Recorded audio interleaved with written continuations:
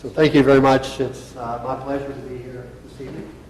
And I want to share the science that we do, but also want to share a little bit about history. And I'm really proud that we have some people here from Gasoline, West Virginia, which is my hometown, where I spent my younger years, and a very important part of my life. I'm going to talk about climate change, the evidence, people, and our options. And this is an area that can only be done with a team. And this is our team that we have at Ohio State. But I have had the privilege to work in 16 different countries, in addition to Antarctica and Greenland.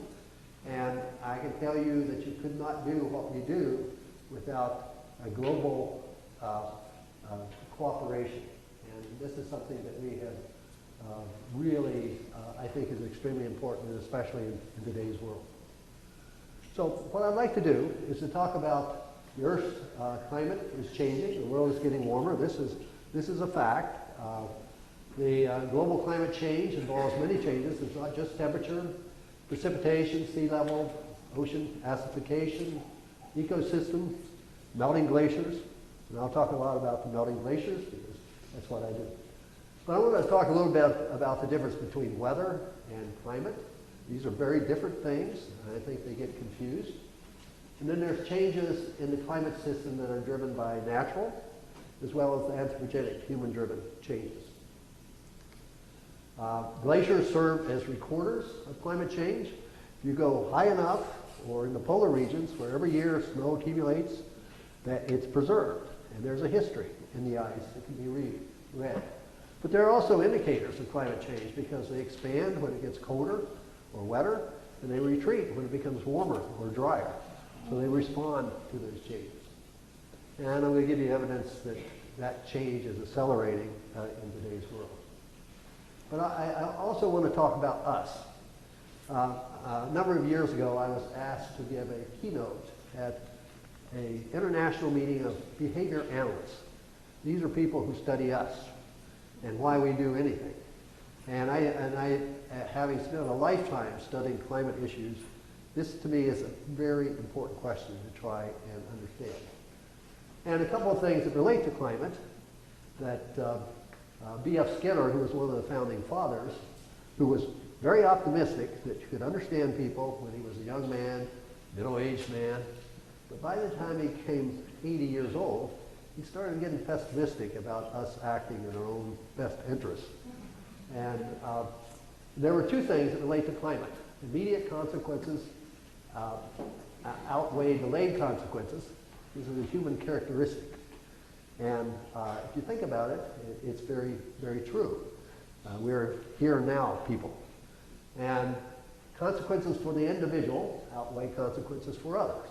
We might be concerned about people being displaced in Bangladesh with sea level rise, but we're more concerned if we're being displaced by sea level rise.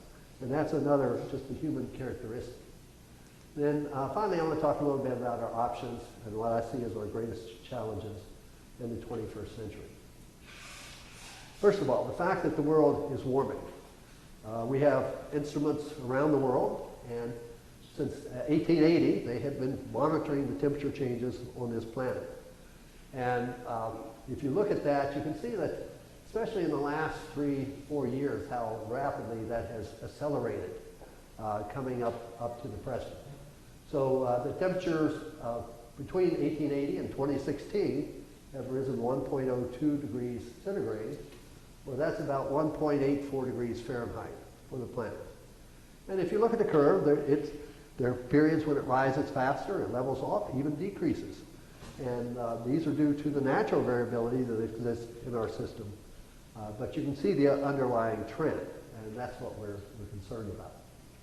And especially in the last 40 years, and this has resulted in a lot of extreme weather events, everything from heat waves to prolonged droughts and fires and floods. And these have been predicted now for over 20 years that this would be the consequence of the world getting warmer. And they will become more frequent as we go forward in time. Now, this is, I think, is a wonderful cartoon to demonstrate the difference between weather and climate. Now, in this cartoon, the dog walker, how many of you have dogs? I have 2, and so I can relate to this. So the dog walker going down the street would be climate. That's the long-term direction. The dog is actually the weather. And he's going from candy wrappers and fire hydrants to, and so probably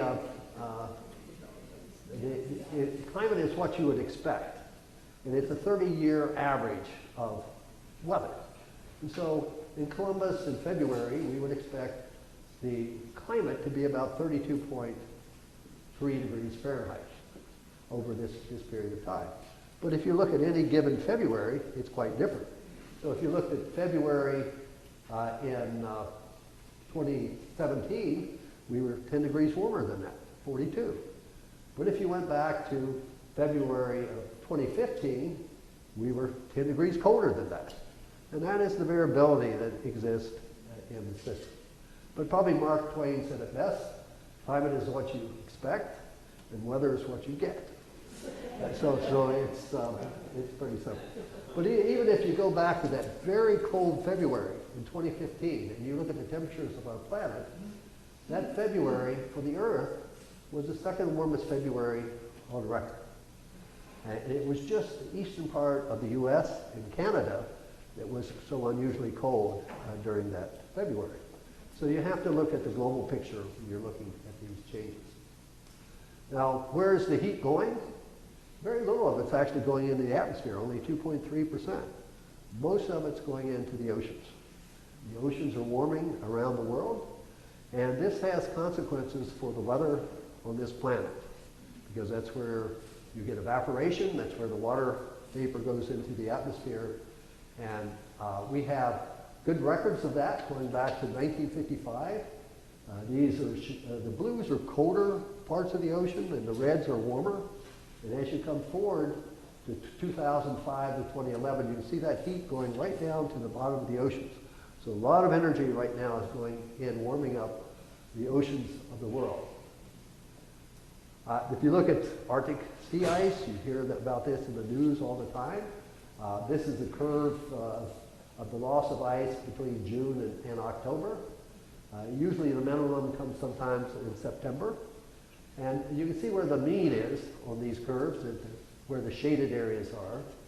The lowest we've had was in 2012, and the blue shows the sea ice in 2017. So we have good records of this going back to 1979, when we first had satellite observations of the Arctic. There are hidden impacts that are taking place with the melting of these big ice sheets like Greenland and now along coastal areas of Antarctica. And these result in water, actually lakes forming on the ice, and the lakes will find their way through into crevasses, and they form these moulins, and the water goes down all the way to the base of the glacier, and the glacier actually gets lubricated on the base, and it moves much more rapidly into the ocean. So the glacier doesn't have to melt to raise sea level. All it has to do is move from land into the ocean, and sea level will rise. So there are natural mechanisms. The Earth's climate has been changing for millions of years, and these are some of those mechanisms. Changes in the output of our sun. We have an 11, 12-year solar cycle. We have a 90-year iceberg cycle. We have a 2,500-year cycle that exists in energy coming from our sun. We have changes in the amount of volcanic activity on the planet. This actually shows the eruption of Pinatubo in 1991. And eruptions are very strong, put particles in our stratosphere, and they cool the surface of the Earth. And then in the system itself, there's this internal variability, things like INSO El Nino events and monsoons. So there's a lot of variability in our systems. Then there's the non-natural, and that gets to us. There are things like changes in the greenhouse gases in our atmosphere. There are changes in aerosols and particles, burning of fossil fuels, and biomass burning. And you can see the smoke here coming out of Central America, coming into the U.S. And depending on the type of aerosols, sulfate can cause a cooling at the surface, and black carbon from biomass burning can cause a warming. So the color of the particles become important. And then we're changing the reflectivity, the albedo of the planet. As we clear forests to grow more food to feed an ever-growing population, you change the albedo of the planet. So there are a lot of ways that we as humans are impacting our load. One of the questions we always get is, okay, how do you know? How do you know what is driven by natural variations and what is driven by natural and human variations? Well, we have an observational record of temperature going back to 1880. And we can actually compare what you would expect with the natural factors, the variations in the volcanic activity and the solar output. And this will give you this curve that you see here. The only way you can explain the observation is to add the human impact, the anthropogenic greenhouse gases. And so there are ways to fingerprint where the forcing is coming is causing the change to take place. Now, we study ice cores. And ice cores, and I've been studying them my whole life, and I'm still amazed at what they archive. And our oldest record to date comes from Antarctica, East Antarctica, where we have the most ice. This core goes back, this record, 800,000 years.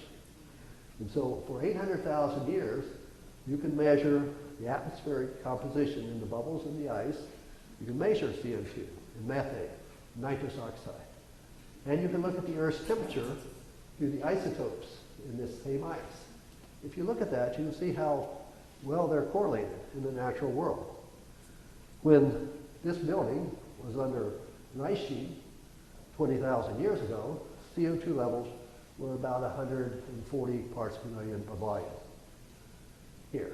During the warm periods, when the ice melts back, it gets up to about 300 parts per million per volume. So what we're concerned about is where we are today. Today, we're over 400 parts per million per volume. And there's no analog in 800,000 years of that level of CO2 in the atmosphere. And we know it's a greenhouse gas. But what you can really get concerned about, if you look at where we're headed and where we'll be, in less than 80 years, we'll be up to 900 to 1,100 parts per million per volume. And the reason we talk about CO2 rather than the other greenhouse gases is it stays in the atmosphere for decades to millennia. So even if we found a new fuel source to power the world, the CO2 will continue to alter the planet's climate for thousands of years. And you can run models to see how long will it impact. So if we stop producing it, if we went out 100 years, we'd still have 33% of the additional CO2 we put in the atmosphere. If we go out 1,000 years, we still have 20% of what we put in the atmosphere. So it's long term. So it's like having an aircraft carrier and trying to turn it. It takes a while to do that. So you can ask from a geological perspective, trained as a geologist, how far back in time do we have to go to find another time when CO2 levels were at 400 parts per million per volume in the natural world? You have to go back about 3 million years. And if you look at where the coastlines were 3 million years ago, this dashed yellow line shows the Carolinas, and sea level was about 72 feet higher than it is now, and the temperature of the planet was about 6 degrees Fahrenheit higher. So this is what it was in the past when we had the same CO2 levels that we have now. And you got to remember, it takes a long time to warm up the ocean, a long time to warm up the ice sheets. But that's taking place as we speak, and they will respond. Now, energy consumption on the Earth, you can see here, world electricity, 65% currently come from fossil fuels. And General Electric has looked at this, and what would the world look like by 2030? That's 13 years from now, at the current rate of growth that we are on. So this is their projection of what the world will look like in only 13 years. And the question is, where is that energy going to come from? And then what is that going to do to the climate of the planet? So these are the concerns. Now, as a glaciologist, we study ice, and we study it globally. We're one of the few teams in the world that actually do this. And these are places that I have had an opportunity to drill. And I've drilled in 16 countries. And working with people in the world, to me, is a fantastic challenge to go in and be able to undertake the type of programs that we have. And from this experience, I will say there is much more good in this world than bad. Because I have seen in all these nations, it's amazing how they will come on board and help us accomplish what we're trying to do. So I think that's very positive. Now for you guys from Gasaway, I didn't know you were going to be here, but I was going to tell a little bit, how do you get from Gasaway to where I am now? And it was a great place to grow up. I mean, this is a great place. And this is where my mom goes back during the summer. She's now here in Columbus. And it used to be a farm, and now it's grown up. You know, she has 15 deer in her yard, and but it's a beautiful place to get away from.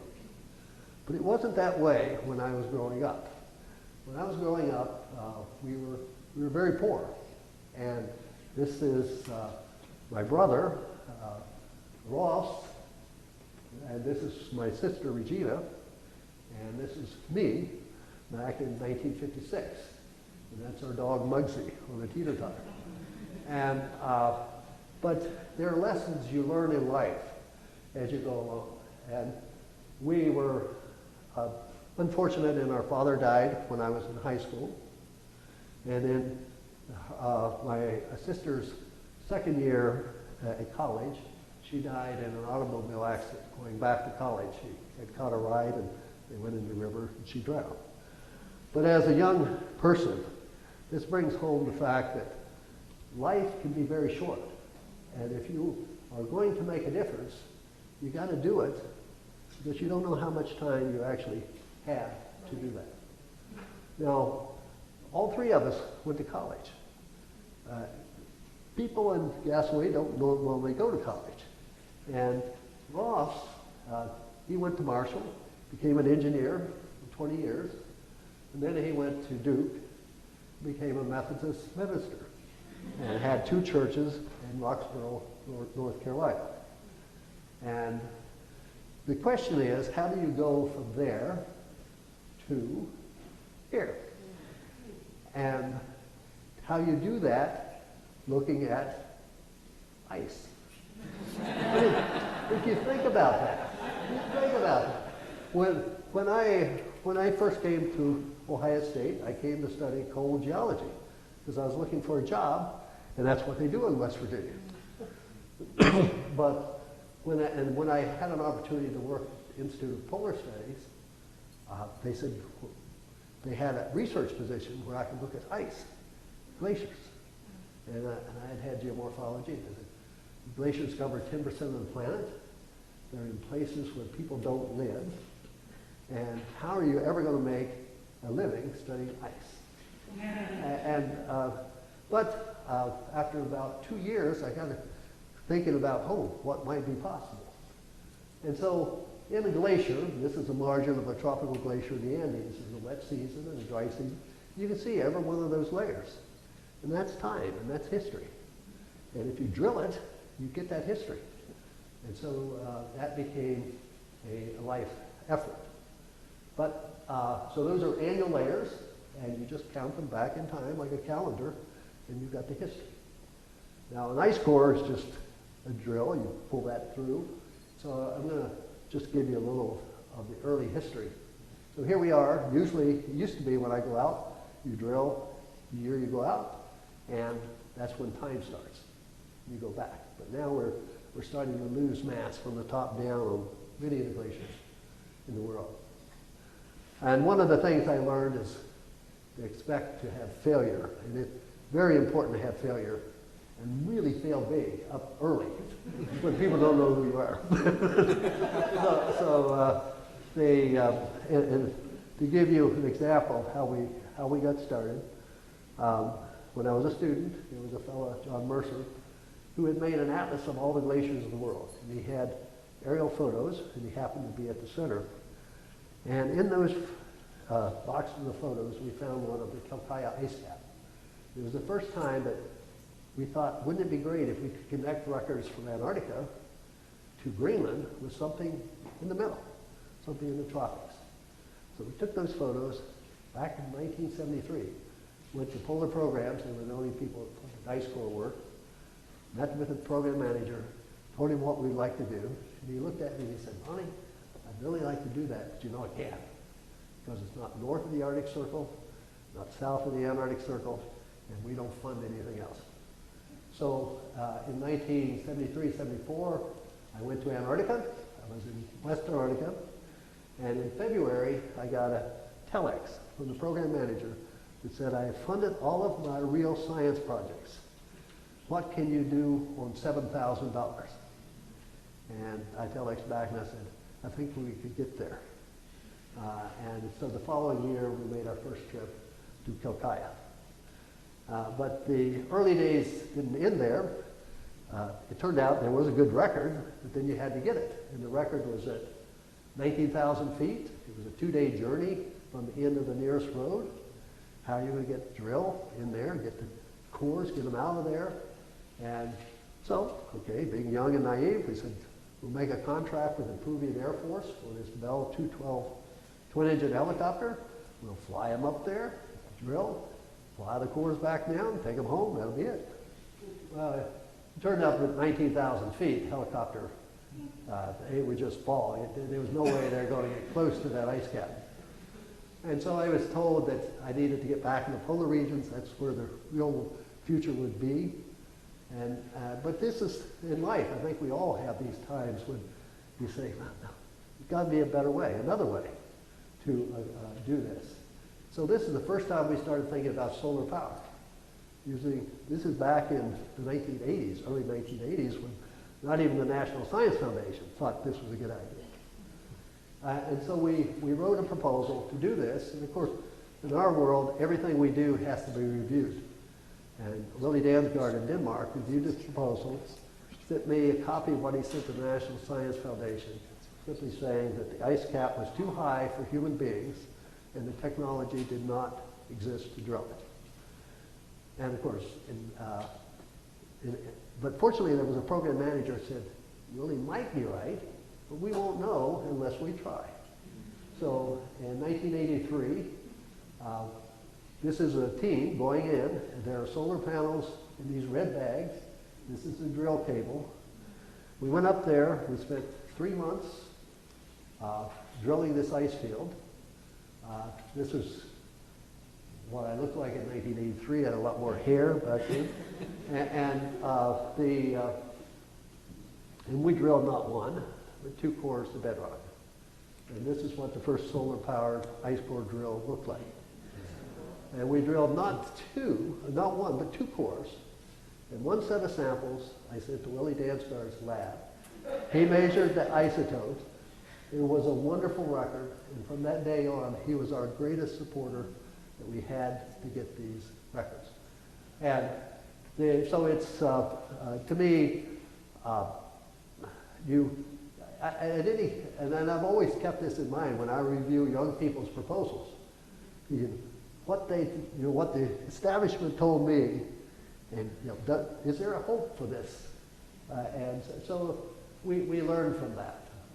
But since then we've built, I don't know how many of you made it to the tour today, but if you went there, you saw the clean rooms, you saw the cold rooms. We have over 7,000 meters of core stored in the cold rooms there. And we design and build the drills that we use to recover these records. So it's really a team effort in order to accomplish these things. We have worked on a lot of lightweight equipment. This is what drilling at 20,000 feet looks like.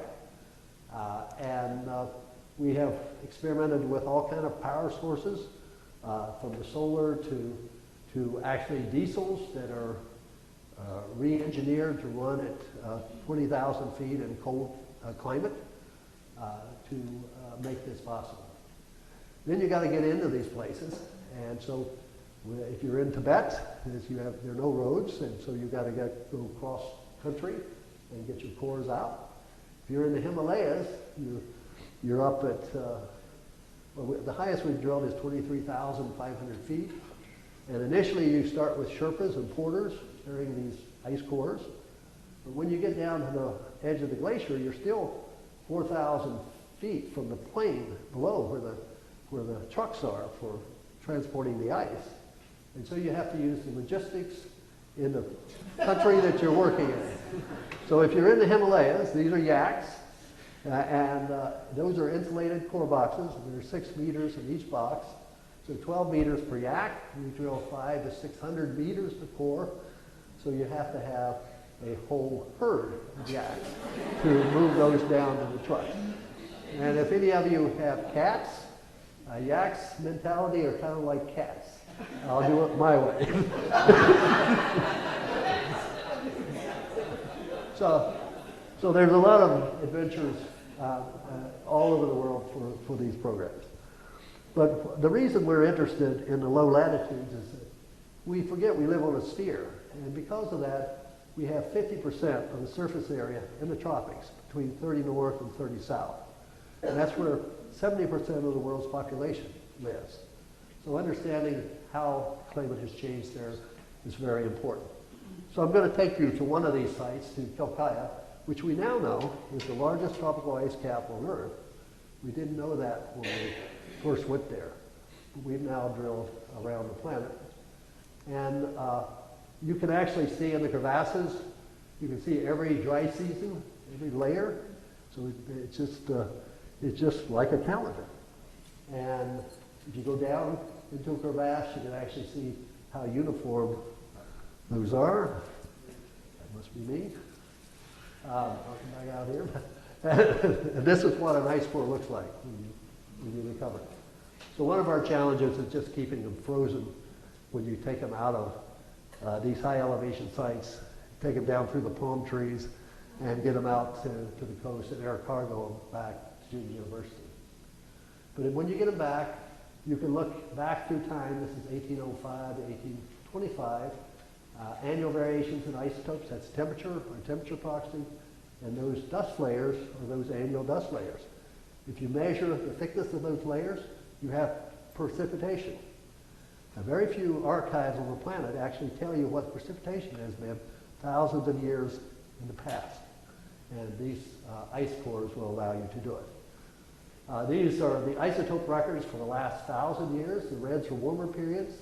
The blue there is the Little Ice Age from about 1500 up to about 1900. And then you see the enrichment at the top. That's the 20th century. And then if you look at precipitation, you can see that has varied. The browns are below average, and the blues are above average. So the onset of the Little Ice Age was wet. The latter part of the Little Ice Age was dry. And the 20th century has been above average. So there's a history that's in the ice. But we've been doing this, and when we go back, and we went back 20 years later, this was the first core we drilled, and this was 20 years later. You see how the record smoothed out by 2003, because in 1991, for the first time, it started to melt during the summer on the summit of this ice field. And water is moving through, smoothing out that record. And so you can see the record being altered. And you can take a composite of these cores that we have around the world and look at what's happened in the low latitudes. This is the last 2,000 years. And so this is the medieval warm period or climate anomaly, Little Ice Age, 20th century. So it's all about getting a perspective. that goes far beyond what we can do with our instrumental records. And you can compare this with reconstructions in the Northern Hemisphere, where we have historical records, we have tree rings and other recorders. And if you look at the records, what really stands out is the last 50 years. But I can tell you, that if you go to the US Senate and you talk about this, which I have, you tell about isotopes, you kind of glaze over and they say, yeah, I have no clue what he's talking about. So the beauty of ice is that it actually responds to climate change. Here's one of my favorite quotes. Ice asks no questions, presents no arguments, reads no newspapers, listens to no debates, is not burdened by any ideology, that carries no political baggage. As it changes from a solid to a liquid, it just melts. It has no political agenda. It's just responding to its environment. So I'm going to show you what's happening around the world to ice. I showed this picture, took it in 1977. Same place in 2002. And it shows two things. One, you're losing that history that's in the ice, but you're also losing a very valuable water resource for the people who live below these glaciers. This is Korey-Kalis, which is the largest outlet glacier as it looked in 1978. There's no lake in this valley. This is going to morph into 2011. And you'll see the changes that have taken place here. So here is 2011. The lake covers 84 acres. It's 200 feet deep. Did not exist until 1991. And these are new hazards for the people who live there. And the whole ice cap is retreating. And we've been able to map this. You can see where the ice was in 2000, 2005, 2015, 2016. Just continues to go higher and higher as the temperatures warm in that part of the world. This is an unusual ice cap. And we just had a paper published last week. And I first went there in 1974. And it just keeps things coming out of this ice field. And one of those things, you can see the margin in 1977. Now where those people are, it's a lake. And this is the backside of the lake. And you see a person there. That cliff's about 100 feet high. The whole thing is retreating. And right here at the base, there's a wetland plant deposit. It's perfectly preserved. It just came out as the wall retreated. And we were able to collect that, have it identified, and we could date it, carbon date it. And this plant was 5,200 years old. So it told us that this ice field hadn't been smaller for over 5,200 years. We collected plants last year. Those plants are 6,600 years old. As the ice retreats, the plants are getting older. And these give you an idea of where that person is collecting. This is 2002. 3 years later, here's that plant where that ice axe is. You see where the wall is. Just point. And this plant has been used in the U.S. Senate, held up as evidence of climate change in South America because people can see it. And there's no woody tissue. There's no way it can be preserved unless it's under ice. If it gets exposed, 3 years it's gone. And so it's really convincing evidence of change.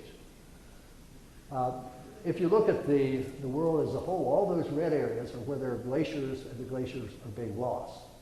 And so there's the Arctic and the Antarctic, but there's also the third pole, which is over in the Tibetan Plateau region. And we have been working there since 1984. Our team was the first team to go in after relations were normalized between the U.S. and China. Scientists are always the first to go in because we don't sell anything, we don't buy anything, we just study the physical world, so that we're the first to go in. But you can see in the Himalayas, here's a glacier in 1921, and then another photo of the same place in 2009. So the same thing that's happening down in the Andes is happening in the Himalayas. And so in 2009, we launched a third pole environment program to bring together 14 nations in this area that depend on the water coming from the glaciers, 46,000 glaciers up on this plateau. It's kind of referred to as Asian water tower. And these glaciers feed these largest rivers. And if you take, there's over 1.5 billion people that depend on that water. But if you take the Indus River, this is a very geopolitical issue because the Indus River starts in China, nuclear power country, flows through Pakistan, another nuclear power country, flows through India, another nuclear power country. And they don't get along well in today's world, but they all depend on that water coming from the river. And 40% of the water in that river in the dry season comes from melting glaciers. And all those glaciers are getting smaller. So if you look into the future, this will be one of those hot spots that we need to pay attention to. We have, in 2015, we drilled at 22,000 feet in the western Kunluns, looking for the oldest ice outside of the polar regions. And that ice is being processed right now at the center. And the first dates we got back 2 weeks ago from ETH facility in Switzerland, 653,000 years old. And it's at the same latitude as Memphis, Tennessee, and Durham, North Carolina. So south of us, and yet a fantastic record. I don't know, have any of you been to Kilimanjaro in Africa? Yes, fantastic mountain. These are the ice fields that were up there. We went there to drill in 2000, but we found photographs, the first photographs that actually show glaciers on the mountain in 1912, and these come up to 2006. So you can see how the ice is disappearing there, just like in the Andes and the Himalayas. And the first map was made in 1912, and we made our last map in 2013. And over that period of time, 88% of the ice that was on the mountain has disappeared. And it's amazing how rapidly it disappears. In 2000, we put a stake in a borehole on the Furtwängler Glacier here. It wasn't a thick glacier, 9.5 meters, about 30 feet. And that stake has been measured since 2000. And 2013, the ice disappeared from that site. The ice is lowering about 2 meters or 2 feet every year. It's losing mass from the surface down. So they're remnants of the past and not of today. My first view in 1999, this is Furtwängler. And you'll see that the ice goes right out to the edge of the crater. James Baylock took this picture at the same place in 2015. The crater wall is out here. You can see the glacier is broken up. And so that glacier, along with many of these others, will disappear. The last one I'm going to take you to is one in New Guinea. Most people don't even know there's a glacier in New Guinea. It's in the middle of a tropical rainforest. It's definitely the hardest place we've ever tried to get to. The oldest photo we could find was taken in 1936. This shows it in 1991 and 2001. We went there in 2010 to drill. We drilled the highest domes on the ice field. And it was only 32 meters thick, and which is shallow for a glacier. But what is amazing is how it's changed since 2010. So we'll show you what's happened in the last 6 years. So this is 2010 when we drilled, and what these photos are going to morph into 2012, 2014, 2016. And you want to watch the thickness, the distance here in the ice, and these holes in the ice as we come forward in time. So this is 2010, and this is going to go to 2012. You see those holes are getting deeper, and it's going to go to 2014, and then it's going to go to 2016. The glacier is going to divide in two, and then by November of 2016, this is what it looks like. This glacier will disappear in the next 2 to 3 years. at the current rate of ice loss. And then there will be no glaciers between the Himalayas and the Andes of South America. So the question is why? Why are they responding? Our best models show that if you increase CO2 to 800 parts per million by volume, temperatures at the surface of the Earth will rise by 3 degrees C. But up where these ice fields are, they'll rise double that, to 6 degrees. And that's where the water supplies are located in these frozen glaciers. But the glaciers are disappearing around the world, and you can see that in all those red areas, and sea level, if you melt the ice on land, it's just water. Goes into rivers, goes into the oceans, and sea level rises. It's very simple. And we're losing the ice on land around the world. And if you look at sea level, in response to that, these are our measurements of the coastal areas of the world. 1870 to 1924, it was rising 0.8 millimeters per year. 1925 to 1992, 1.9, 1993 to 2012, 3.1. It's now at 3.4 millimeters per year. So it's decelerating, as you would expect, as the glaciers disappear and warm. And this has tremendous impacts. And you could say, okay, what if we lost 8% of the ice that's now on land on the globe? Only 8%. This is not a fantastic amount. What would our coastline look like? So you can look at New Orleans there in Florida. If you lost 8% of the ice on the planet, this is what it looked like.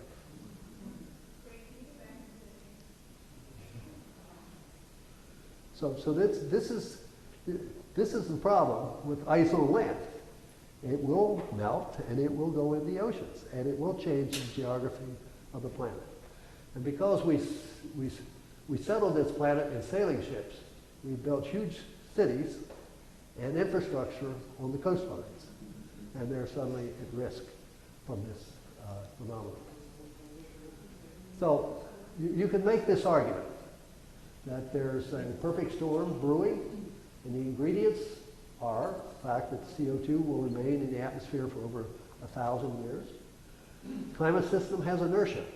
There'll be another 25 to 30 years before we see the full impacts of what we've already done. So, there's positive amplifying feedbacks. When you melt the Arctic sea ice, which reflects a lot of the sun's radiation, you expose an ocean, which absorbs that radiation, and it drives the temperature higher. And the same with all the glaciers. If it's not white, it's dark, and it absorbs more energy, and the system will warm. And then we have a fossil fuel addiction globally for all of us. And you can talk about an alternative world, a brighter future, more renewable energies, cleaner air and water, enhanced economic development, and better jobs. But I think the thing that's going to change our whole opinion on this issue is simply that climate change has moved from being something in the future to the here and now.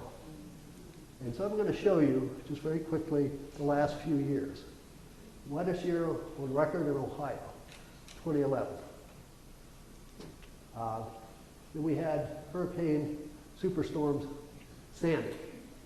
And the cost of this, not only in lives, but in dollars and cents, is tremendous. And when these things occur, we expose, within a half mile of the coast of New Jersey and New York, there are 45 Superfund toxic waste sites that become at risk as sea level rises and storm surges come further inland. You can look at fires, on the news every night, the fires. But look at these numbers. These are acres burned in the U.S. 2006, 2007, 2012, 2015. I can tell you 2017 will beat all of these. And because we're only in October. Right. And we're almost there already. And then these 1,000-year floods. This is out in Colorado. It cost $2 billion. People didn't have flood insurance because it doesn't flood there.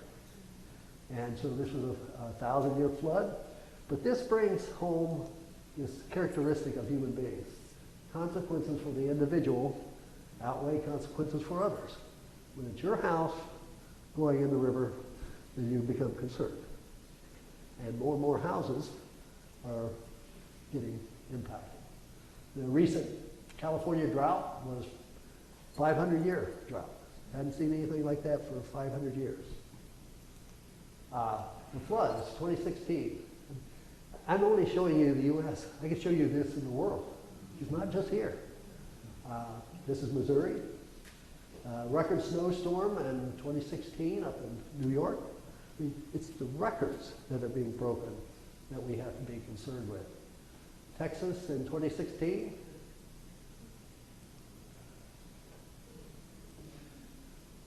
Louisiana, 2016.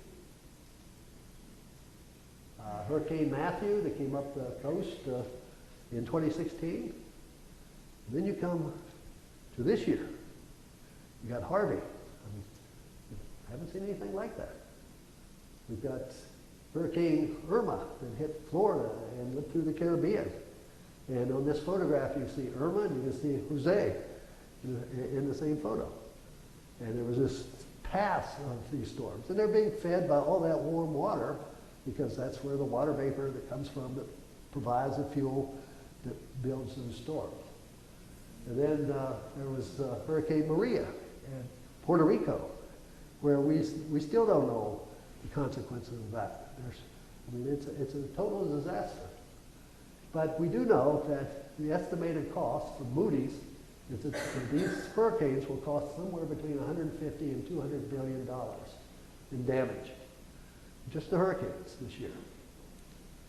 And then we have the fires in California. In San Jose.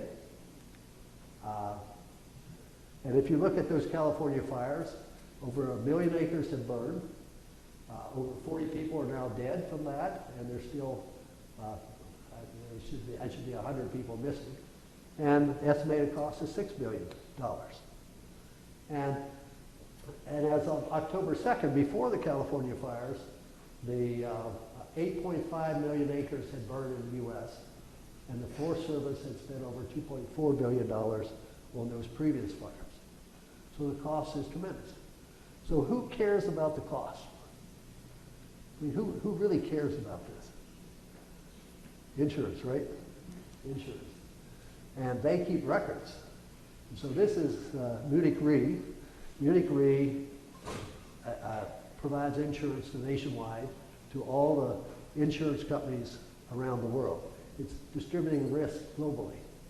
And so they keep records of floods, storms, extreme temperatures, and you can see how these are all going up, coming into the present. So over the last 10 years, weather-related losses average about $155 billion a year, of which only $40 billion was covered by insurance. So who picks up the bulk of that? The homeowner, the taxpayer, you will in your insurance premium. I mean, that's the way you distribute risk. So there's a cost to these changes. And this year, this thing is going to go off the chart. So it's amazing. But this is another human response characteristic. Immediate consequences outweigh delayed consequences. If it's happening now, we get concerned. And so I think we will see a lot more change. You can talk about everything in our system is related in some way to climate. Everything. If you think about the 5 most important things in your life, they're all connected in some way to the climate, the environment in which we live. Tropical diseases have been spreading out of the tropics into the higher and higher latitudes. We expect that to continue as the temperatures rise on the planet. So we can make this argument that global climate change is here now, and local actions can have immediate impacts, and they can combine to create global effects. And this is where all of us can play a role. And I'm not going to go through a lot of these, but I think we have come to a place in our society that we only have 3 options. Well, 20 years ago, when I first started talking about this, I talked about prevention. That has come and gone. We're now, we can talk about mitigation. We can reduce the extreme changes that are caused by human activities on the planet. And some of these would include things like reducing the emissions of greenhouse gases, enhancing the sinks, pulling it out of the atmosphere. You can talk about climate intervention, geoengineering, to counteract the warming effects of these greenhouse gases. We can talk about, and we will have to talk about, adaptation, which means taking measures to reduce the adverse impacts on human well-being that result from climate change that do occur. Examples of this are changing agricultural practices, strengthening our defenses against climate-related disease, and building more dams and dikes. But this is a moving target. It's hard to predict a hurricane that's going to stall over Houston, where you get so much rain in one place. And the third option is suffering, and that is the adverse effects that are not avoided by either mitigation or adaptation. And I think that's going to be a big part in our world, and it comes to who suffers. We have 7.5 billion people on this planet. Who suffers first? The poor. The poor, the ones who have no, they don't have any barrier between them and what's happening. And so that's something I think we all have to be concerned about. But I think I can understand a little better. If you work for a fossil fuel company like ExxonMobil, and you have been providing energy for the world for 100 years, and energy has made life good for all of us, and no one can deny that, that you would think that if you had options to explain what's happening out there, like, oh, it's natural variability, that versus human-driven, you're going to come down on natural variability. Because if you don't come down there, you're going to have to change what you do. And we don't like that. And I'm going to give a personal example. 20 years ago, I was diagnosed with exercise-induced asthma. So that when I really stress myself, it gets more difficult to breathe. But I've been running field programs for my whole life into these high elevation sites. And as you get older, it gets a little harder to breathe. So I didn't think anything about it. But about in 2009, I was on an expedition in Peru, and there was a local doctor, a cardiologist, who diagnosed me with congestive heart failure. And I came back to the Walsh Heart Hospital in Ohio State, and the doctor told me, Dr. Gary Haas told me, he said, Lonnie, he said, yeah, you have congestive heart failure, and in your future you have one option and one option only, and that's to get a heart transplant. And I looked at him and I said, you're crazy. Because I had just come from the field. I had these young graduate students, 32 years old, and I was doing more than they were doing, and you're telling me I have to replace my heart. Well, I fought him for 2 years, ran 2 expeditions, and got worse and worse, and I was finally in the Alps. This is not such a high place. And one day I just couldn't breathe to walk from the tent to the drill site. I got out of there, came back to Walsh Heart Hospital, and went in for 4 months. And caught one of those MRSA infections. Nothing will stop. My wife and daughter were told twice that I wouldn't make it through the night. At one stage, I weighed 138 pounds. I had to learn to walk again. When you learn to walk, you're small.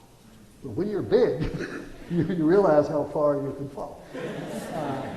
But in any event, I did get through that, and initially they put in an LVAD, which is a turbine in the old heart. And so you can see in this photograph, when they release me, you go on the heart transplant list, and you never know whether or not you'll ever get a match. But my wife and I won the Ben Franklin Medal of Science, which is given in Philadelphia. But to go there, you have to be more than 2 hours from the hospital, and which means you have to come off the transplant list, because you have to be within a certain radius. And so, but you can see there's a computer when we're doing, that is running the turbine, that is running my heart. And 3 days after I came back, I got a call that they had found a match, and I went into Ross Heart Hospital, got a transplant in May of 2012, and heart transplant took 2 weeks. I mean, it was simple. And then 3.5 years later, in western Kowloons, drilling at 22,000 feet, which turns out to be a world high altitude record for a heart transplantation.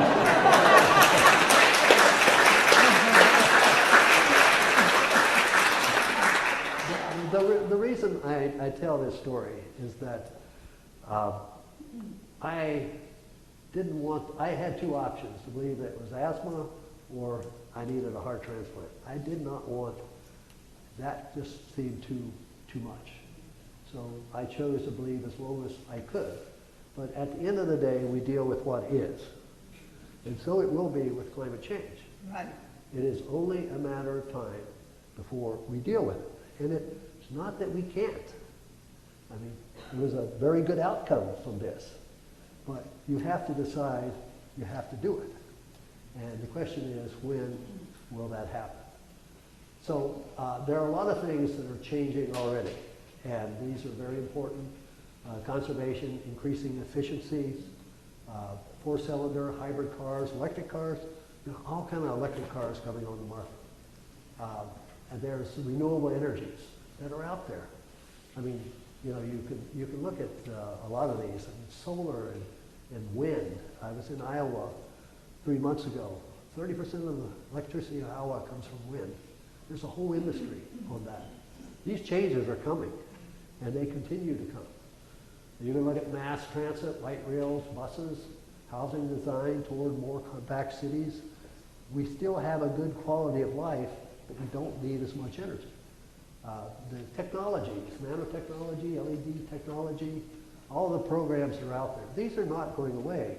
These are coming from the bottom up. And if you think that you can tell an American company that you can reduce your standards, and you are a General Electric or Ford or any of these are international manufacturers. They sell around the world. You have to meet the highest standard of the country, any country that you want to sell it. So it's not determined by one country anymore. It's a global thing. And at Ohio State, we're doing a lot of things like getting these LED certified buildings. Wind energy now meets 21% of electricity needs on campus. We have geothermal wells that power resident halls. We're looking at zero waste programs, especially in our football stadium. Bike sharing programs, electric vehicle charging stations. Mirror Lake is going to be served by well water. These are changes that are taking place, and they're taking place at a local level.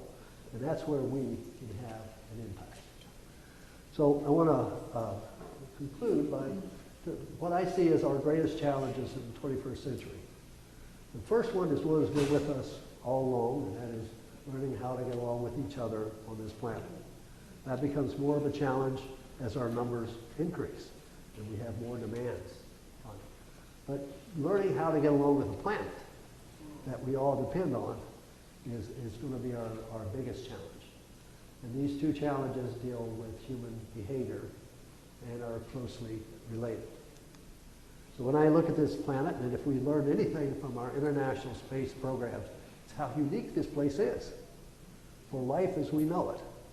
I mean, there's no place out there that we know of like this. And when we talk about global climate change, none of us are wise enough to know what time we have to make the changes. But nature is a timekeeper here, and these changes will come. But I continue to be an optimist, and one of my favorite quotes is by Robert Goddard, where he said, "It's difficult to say what is impossible. For the dream of yesterday is the hope of today and the reality of tomorrow."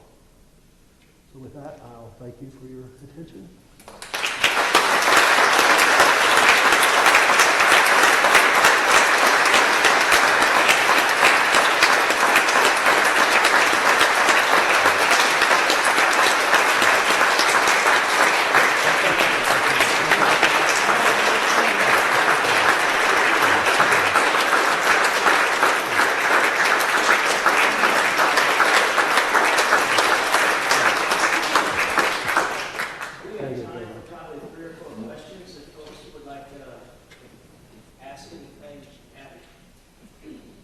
My name is I'm one of the co-directors of Green Seminary Initiative, but in my free time, I'm the moderator of Fossil-Free Peace USA.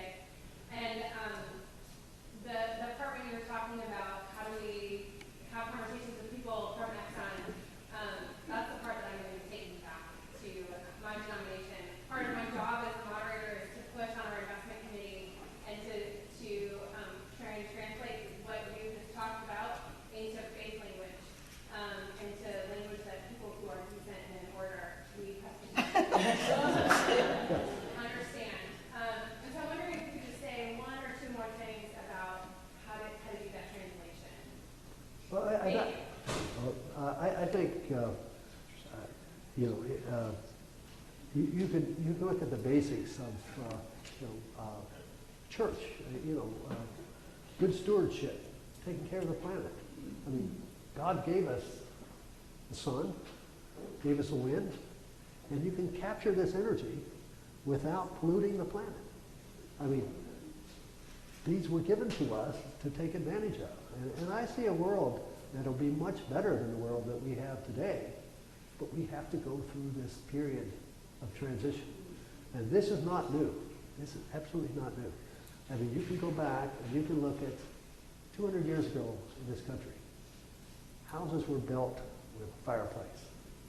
There was a whole industry of rock cutters, stone cutters, tree cutters for the wood for the fireplace.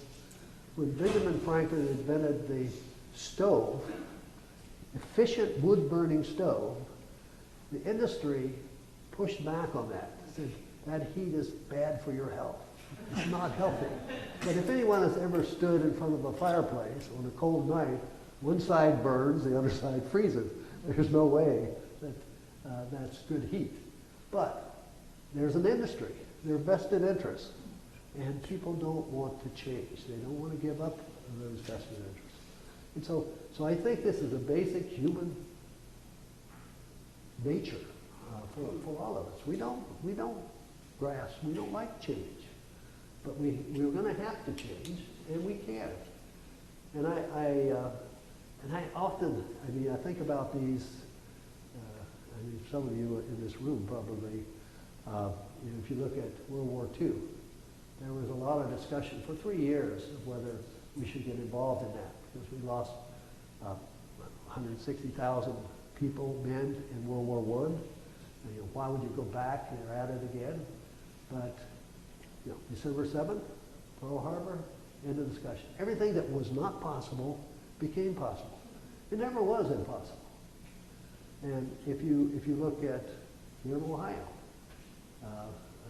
Coyote River,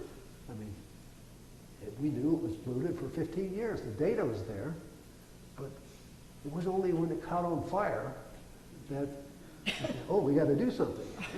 And they did, and there's now game fish there. It was never impossible. It just didn't have to be. And so I think these are, to me, are just basic, looking at where we've been in the past. And you could try, and you could think about all kind of things. Indoor plumbing.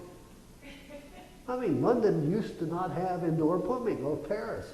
And can you imagine the pushback from the apartment owners that when they said, you're going to have to put in a special room, and you're going to have to put in plumbing, and we're going to have to tear up the streets and put in, and then there was a whole industry taking care of that waste, producing fertilizer that was suddenly at risk because of those changes. I mean, this has been with us through time, but the change will come. None of those things ever stop to change, and you can see it. I go around the world and I see the change, and it's not going to go back. I grew up in West Virginia, and I absolutely go back. My wife and I, we go back and go down to the Clay Center. We have standing room only. They have to delay for a talk on climate change. And the fact is, they know that the maximum number of coal miners were employed in 1924. The maximum coal production was in 2002. Those jobs have been disappearing ever since 1924. Right. And they're not coming back because we've got gas, we've got all these alternative, cheaper fuels, cleaner fuels. Now, you don't fight the change. And so when I go back, I talk to young people, tell them, study engineering, learn solar, learn wind technology. These are the growth industries. These are the future. And that's where we got to go. Yes. I'd like to tell you a quick story. Last Thursday, I was down at the State House on Faith and Climate Action Day. And I was assigned a group of 5 people who was going to visit different senators and make offices. And we each told our story about why we were there when we went to visit the senator or someone we went to the aid. One elderly woman in my group said, my name is Julia Burke, and I'm here because once I heard it talked by the famous scientist Lonnie Thompson, and I decided I had to do something about this. So I decided to put solar panels on my house, and I became the first person in the historic district of Worthington to put historic panels on my house. And there was a lot of controversy, but I did it. There you go. There you go. So I'd like to thank you for inspiring all of us.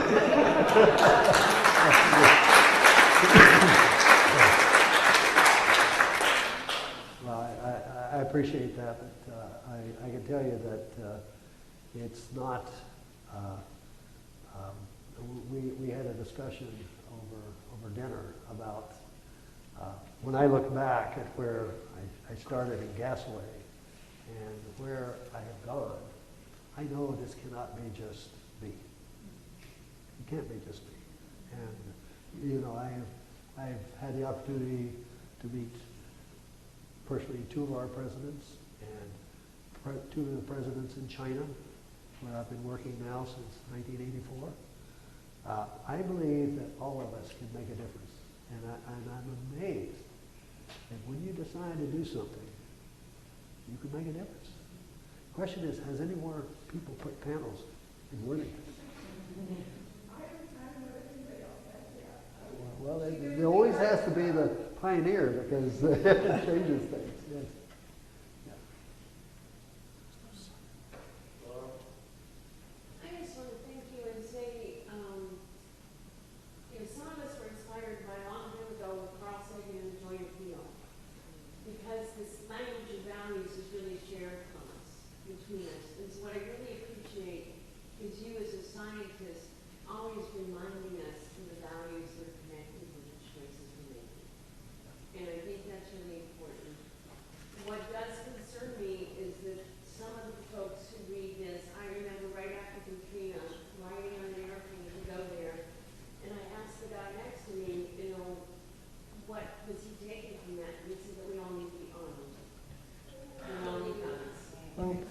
So we need to remember that different people are drawing different value implications from this. But I'm just so grateful that you're the one saying, look at the values that are coming through. So thank you. Well, I think that to me this is an important part of the issue because, I've talked at the Naval War College. The Navy is the most concerned about this because all their strategic bases are at sea level. Their shipyards are at sea level. And they are asking questions about what do they need 20 years from now. Because if you're going to build a ship, it'll take 20 years because you got to get an allocation from Congress, you got to get it constructed, you got to launch the thing, and they're talking about Do we need hotel ships? Do we need ships to move people from these, working in Indonesia, there's 17,500 islands. They're at sea level. And where are those people going to go?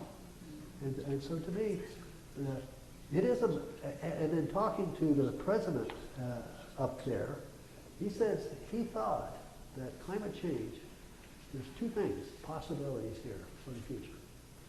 One is that we will all build walls. We will use our military to protect our resources that we need. Or two, we will for the first time join together in this world, because there is no one country that has the resources to deal with this issue. But if the U.S. Navy, the Chinese Navy, the Japanese Navy work together, then these problems can be solved. And so, to me, there's two very different outcomes possible here, depending which path we choose. But as I said earlier, having worked in 16 countries, I am convinced that there is much more good than bad, and that somehow we will find a way through this. But your point is well taken. I have two questions. One, given all the overwhelming evidence of climate change, what is your reaction to the political establishment claiming that this is fake news? The second question is, what is your message to the faith community in response to all these overwhelming information? Those are important questions, and I'm sure I can answer them well. But as a scientist, I know that climate depends on physics and chemistry. They don't care about fake news or no news. That they will react because they're based on principles. And those principles won't change. And, people, they talk about the theory of climate change. Well, gravity is a theory. But I assure you, if I stand on that chair and I jump off, you all know what's going to happen. I'm going to go down. and it is with climate change and physics. So in the real world, facts do matter. And you will not get away from the real world, even if you have a huge tower. But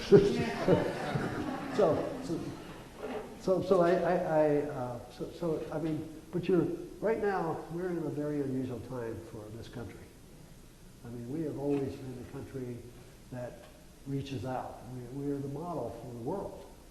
I mean, I was just in Peru two weeks ago, and you talk to people on the street, and they're telling me that the reason we're getting hit by these superstorms is because there's a message being sent. The question is, anyone listening to that message?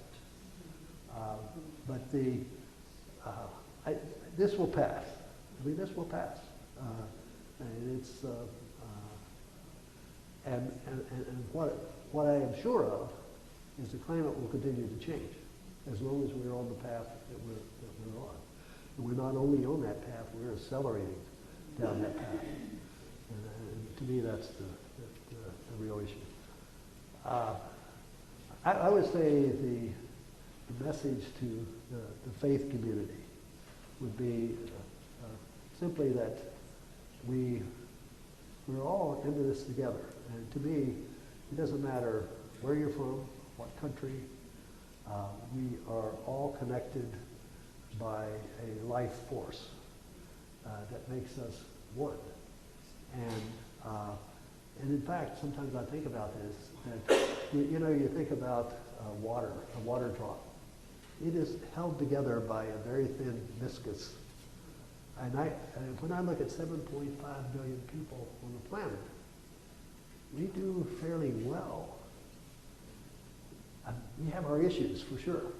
But considering the possibilities, we've done pretty well for some time now. So, but I think we can all make a difference.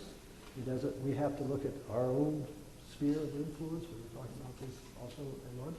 Those things that we can change. And if all of us change our sphere of influence, the world will change. I think about this program that we launched in 2009. Yeah, how did I get launched? There were 3 scientists, Yao Tengdong from China, Beijing, Volker Moosberger from Germany, and I met in Chicago. We said, we really need to get these 14 countries in South Asia working together, at least on the science. And we need to have meetings where you can get scientists out of India going into China, and scientists from China going into India. This is to get communication started. And this program has grown tremendously. I was just in Kunming, China this summer.